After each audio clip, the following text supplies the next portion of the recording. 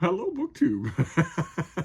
I am making a video in response to Aaron Facer, who has once again revived his NookTube series of videos that invite us all to make a video about our reading spaces, our reading nooks. I actually left a cryptic comment saying that I would be making 3 videos, not 2, because at the time I thought I was going to add a reading space to Hyde Cottage. But I did not. So I only have 2 to do, but they have significantly changed. So I'll be making 2 NookTube videos. And this is the first one. This is in the little book room here at Hyde Cottage. This is my little bean, who is an essential part of what goes on here. And she is sitting in a pile of loose blankets on my 200-year-old bed, my 100-year-old iron frame bed. It was once upon a time a nightmare to spend any time on this thing. I did because I love it. Until I realized, the mattress and the iron box spring are not the same.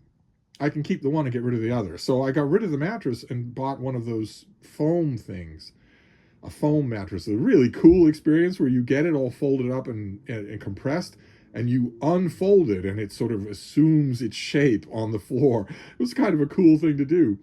And it's wonderful. And it's foam, so there's no possibility of bugs or anything like that, or microscopic life. So it's very, very comfortable.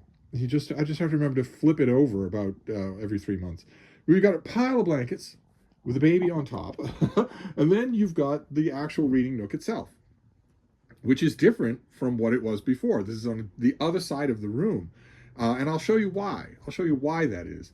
But you've got bookcases right there, pillows piled everywhere, to make it, pillows and blankets piled everywhere, so that this is an incredibly comfortable, inviting spot.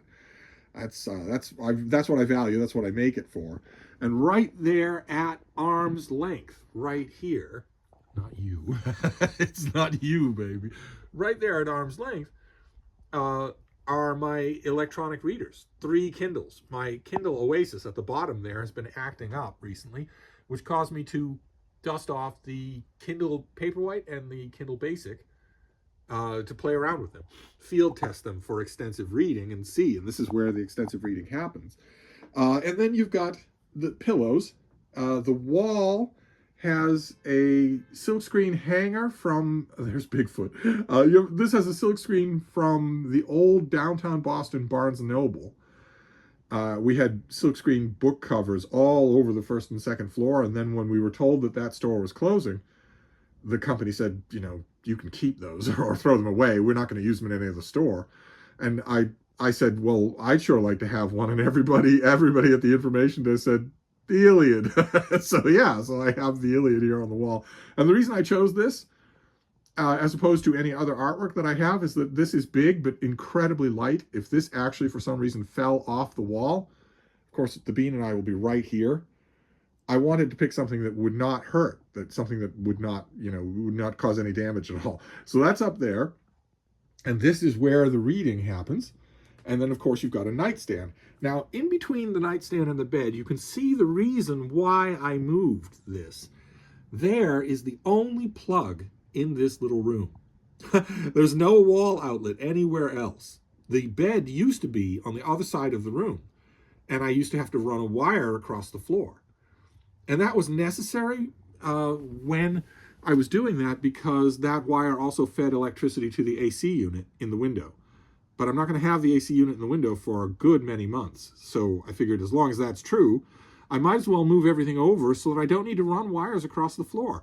Instead, I've got one plug in there that goes to one power outlet down there that has the plug for the lamp and also the cord for my laptop.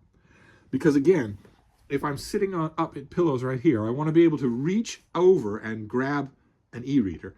And I also want to be able to reach down and grab a power cord for my MacBook. And I don't want to have to go anywhere for either of those things. I want them to be immediately within reach. So that's why I set up the feng shui there.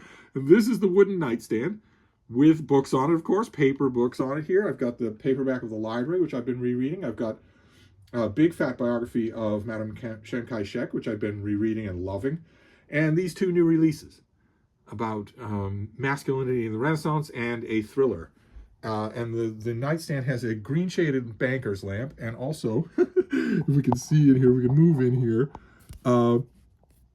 pencils, a block eraser, and a microfiber cloth for cleaning any tech that I bring in here. Although e-readers don't particularly need cleaning, I found anyway that they don't attract nearly as much grime as a glass screen does. So the huge amount of technology that I use in this room is e-readers. I bring the laptop in here when I'm going to be in here. When I'm going to be in here for any length of time, I bring it in here, but I don't tend to use it. Mainly this room is just for reading. And as you can see, this is what I'm talking about here. Once upon a time, forever and ever, there is a cord, a power cord that runs across this floor that powers anything on the other side of the room. But there is now nothing that requires electricity on the other side of the room. There's just this nook right here, this section here where I do a lot of reading, a ton of reading, and every once in a while, grudgingly, a little sleeping. And then I am always accompanied by 10 pounds of adorable bean. What are you doing, baby?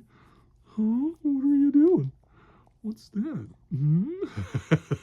So there you go. That is NookTube number 1. I have another place, another nook where reading and writing happens, and I'll do that next time. I just wanted to do this one to start things off. So I'll wrap this up, but I'll be back.